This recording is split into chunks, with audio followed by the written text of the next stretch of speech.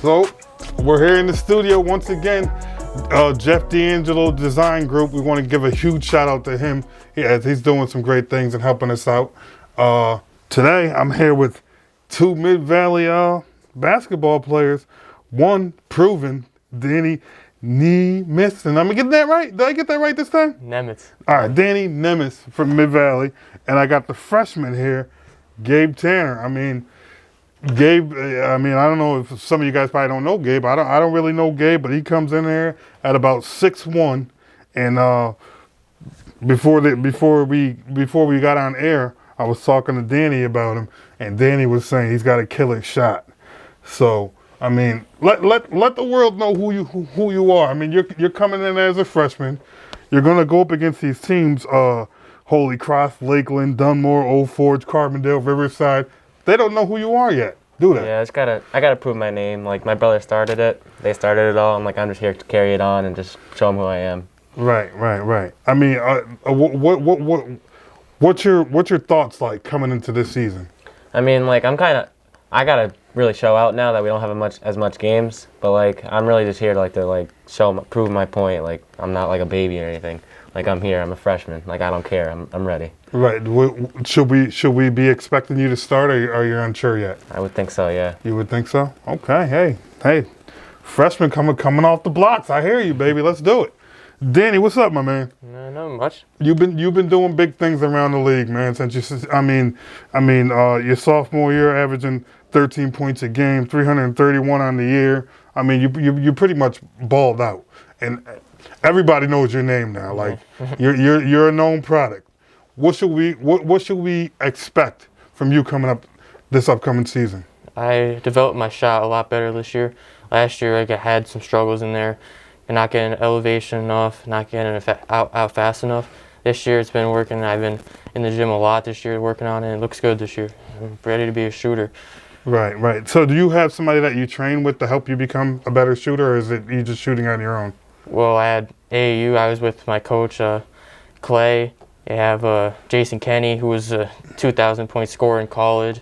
Matt Tanner, his brother, and Abda. We just been working out in the summer, and all of them just helping me out. So I mean, last year I want to say you had about 25 three-pointers made. What goals have you set as far as 3-point shots for you to knock down this year? Well, I want to attempt more. I want to attempt like at least 5 a game. Try to get as many points as I can. Try to get at least maybe double that, 53s this year. Right. Why not? Right. What are you expecting out of your team this year coming into the year? I mean, last year you guys go 13-9, 7-5 in the league, but 13-9 overall. What are you expecting out of your team this year? I think we just got to be dogs. We got to be dogs on defense. We lost a lot of key defensive players last year, and we were in a lot of games. We just didn't have the offense enough to keep it going because we had the best defense in the league last year, averaging 36 points against people. That's kept us in games, but this year we have a lot more offensive talent, so we just got to keep it on the defensive end, stay focused down there, get stops, and we're going to score the ball, so that's all we could really do. Right. Do you feel like Gabe coming in there and in the starting lineup, do you feel like he's going to be a big help, and if so, how? Huge impact, because he's a shooter that we never had last year. His length on defense is going to be difficult for people, and his ball handling. When me and Ty get in pick and rolls, we have an outlet for him to shoot. He can play in pick and rolls. He can do anything I could do, really. So it's gonna be tough. Right. So I mean, you know where I'm going with this. You guys got in your division. You got Holy Cross. You've got Lakeland. You got Dunmore. You got Old Forge. You got Carbondale. You got Riverside. Now, according to the strength schedule, just off the top of my head, your tough matchups are going to be Holy Cross. That's going to be a tough matchup. I think Lakeland's going to be pretty good this year as well. Yes. Dunmore, Dunmore always puts out a good product no matter what. Yeah. Doesn't matter. I mean, last year they had 3 guys in the starting lineup hurt. Yeah. But this year, I mean, they always put out a good product. Mm-hmm. Old Forge, Dante Lucarelli, and those boys up there, they'll probably be pretty decent. And Riverside. Reed, Rickett, those boys are going to be on fire. Where do you think you guys end up? First place. First place? That's what I like. I like to That's all hear we're that. going for. I like to hear that. Out of all these teams, who do you see as being the toughest opponent? Probably like our matchup wise, probably Riverside or Holy Cross because of height wise for Holy Cross and Riverside is just two guys that are just going to be tough to guard. We just got to make it tough on them. We really can't do anything if Rickard's hitting half court threes the whole game. So we just got to make it tough on them and get stops really. Right. So Holy Cross lost a lot of players. You know, they lost their main guy really in Karen. Mm-hmm. You know, so what do you think? How do you think Holy Cross will be a top team, or what do you think about Holy Cross will make them a top team? Benny. Benny's going to be big for them, I think. He was big for them last year. He's a really underrated player, I think, but he's going to be big for them, and Calais is going to have them rolling, so I have no doubt about that. So they got some of the best coaching staffs over there, they know? do. Hey, I mean, you guys got one of the best coaches too. Yeah. But they also got one of the best ones too, you know? it makes it a good rivalry. Right. And what about Riverside? What is it about Riverside that makes you say that they're going to be tough to beat? Well, Rickard and Reed have proven themselves last year. I think they're going to be out for everyone. Rickard improved a lot too. AAU, I was on him. I was with him. I seen him a lot. His shot's just there. It's always there. Yeah, so, he doesn't even have to have his feet set. He can just raise it up, and it usually looks good. Mm-hmm. You know, but I mean, okay, so you say maybe you could finish on the top of the division, and obviously no matter where the game is, Riverside or Mid Valley. If there's fans, the gym's gonna be packed. Yeah. If not, there's no fans. What does that do for you guys? I think we're kind of used to it with the way we've been practicing. We practice it like in our practices, so we're ready for the game. So they practice how you play. So we've been doing it in practices. We have Jay Kenny and Matt, so they practice with us. We guard them. Jay's like a Rickard and Matt's like a Reed. So they're like our two guys that we have to like defend in practice, and it's tough because they're the best players the Mid Valley has probably ever seen. Right. Yeah, those are some good players, you know, and they really go out and ball hard, you know. Mm-hmm. So let me ask you, Danny, what was the high point of last year for you? High point of last year, probably during our Lee stretch or like Riverside games, because there was always intense Riverside games. You just come out and show up. Like first game we won, I had like 20-some points. It was probably my best game I had all year. Right. And then Scranton game, I think I had like 20. I had a buzzer beater. And that was like the real like starting point of my like season right there. When I hit that, I was like, all right, I could hang with these guys. I could play. Right. Yeah. And I just got my confidence built up so much. Right, because a lot of people say you pretty much came out of nowhere. Yeah. But I mean, to me, I don't think you came out of nowhere. I think I kind of seen you coming. Like I see the other young guy from Mid Valley coming up, DeMaje Dunstan. Mm-hmm. He's going to be a pretty good player. Like you see guys coming up. Like I just have a natural thing. I'm like, that kid is going to be good. Yeah. Watch him. You know. How about I'm going to say how well do you guys think your team plays together? Our IQ, like it's getting there. It's getting like the team playing. Like we're all just like knowing what each player does, what their role is, and everything. We're getting there. Right. It's gonna be good. Right. What do you think you improved on the off season? Both you guys. Shot, ball handling, defense was a big thing for me last year because I was guarding like the fifth, fourth best player, and then when Riverside came, I had to guard Reed and Ricker, and if you look at it, they barely scored on me. Right. I put that right now, but I could when I'm locked in on defense, like that's when I think I could be my best on offense too, getting stops. That's really much what Right. How about you? For me, it's like defensively in my mental game. Like if I miss a shot, like I'm just telling myself, go to the next one. And defensively, I've gotten quicker and like keeping guys in front of me. Right. That's very important.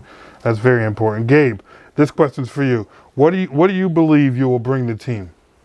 I bring intensity. I'm always like talking on defense. Like I'm making everybody hyper, but like I'm also the shooter on the team, and I'm there. I'm just like I'm always there for the help, and like the guys, they love me. We're all family. We love each other. So would you view yourself as like a 3-and-D guy, or? I could drive too sometimes, but mostly if they need it, like if we need a three, like I'm gonna be there. I'll be ready. Like I'm gonna hit it. Right. You'll be locked and loaded. Yep. Right. How do you stay motivated after a loss? Forget about it.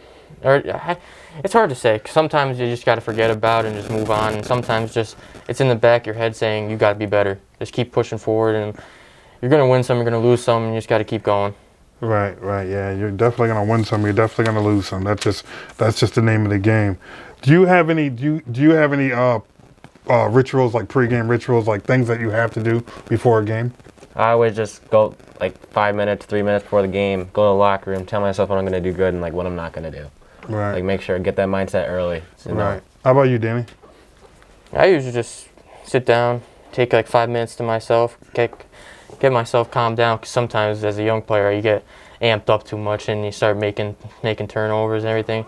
You just got to calm down. That's what happened to me in Dunmore game. The first half, I think I had 2 points and I had a bunch of turnovers. The second half, I came out, scored 18, won the game for us, and it was just big for me because it showed me I could fight adversity and do that. Right. Something. I mean, you're also a big shot maker. Like you know how to close the game out. Where did you develop that gene from? I honestly don't. I just kind of always had it, really. I mean, playing with him, he knows me and him. We've been playing together for a bunch of years, and I could trust him. He could trust me. If we want to take the last shot, we got each other. Right. Hey, that's what it is. I guess what we got. Kyrie and KD or what? I think they both had a shot at winning the game last night. They did. They both missed. Yeah, they both missed. That's a nightmare. Is there a significance to the number that you wear? I just always had me. My brother was 13. I was 12. It's just like always like a tradition in family. Right. I don't know. It's just always like stood out to me. I don't know why, but right. It's just. How about you? I don't even know what number you're I wear gonna wear. number 3. It's significant to me because my brother Matthew and Noah, they wore it before me. It's also like the day of my birth, December 3rd. Okay. So I wear it a lot. Okay, good. What part of the game comes easiest for you? Probably when after I hit 2-3 jump shots like that, I'm in my flow and I'm just going and I'm not thinking about it, I'm just doing it. I'm nice and relaxed. Right. What part of the game comes easy for you? Getting to the rim. I feel like if I get to the rim and that's when my shots start going because I get confident. I mean, my AAU coach Clay used to always tell me, he's like, if you get to the rim first, that's when you're going to get your open shots from threes. And I was like, and he's right, because once I got to the rim, people were playing me for the drive, and I could start working on my moves, step back threes, and all that. So yeah. Right. You're talking about Clay Bastilica, correct? Yeah. Okay. Let's see. Where do you think you need to improve? Me, definitely mentally. My mental game is really weak, but it's getting there. But on the game, I gotta say my feet and my shot and everything. My feet are going all different ways, and it's just messing up my shot. I could hit all these open shots if my feet were straight. Right. Where do you think you need to improve? Free throws got to improve for our whole team. No, I saw you went last year. You were 72 for 100. Yeah. That's not that bad actually, but I mean, I want to be nice to make 99, right? Yeah, I want to make up in the 90%. I want to. And mental state. I was last year. It was with our team, we had faced a couple of losses, and I think our mentality, some kids on our team, our mentality was just all right, we're not gonna be that good this year. We're just gonna take it easy, and right. That made me as a player, it made me feel upset because I want to win every possession. I want to win that play. Right. And that's what we got to. That's our team's got to be mentally state. Has to be that win every possession. Right. So what are your guys' goals for this year? District champs. They're the only ones going to states. I'm trying to get to that arena. Yes, Well, if there is arena, we'll see. Mm-hmm. That's the goal. Yeah. I mean, so once you get to you see, Riverside last year, they pull off a big win. So I mean, once you get into state playoffs, anything can happen. Really. Yeah. You never know who you're going to face, especially being from around this area. You don't know who you're going to face. Mm-hmm. I mean, sometimes we got the big dogs. Sometimes sometimes the best team in the city gets knocked out in the first round. It's you never know what's going to happen. It's crazy. Women Valley went to the states. They lost the championship 2 times in a row. When my brother and JC Kenny went there, Elite 8 lost to the champs, and they were in the game too. Right.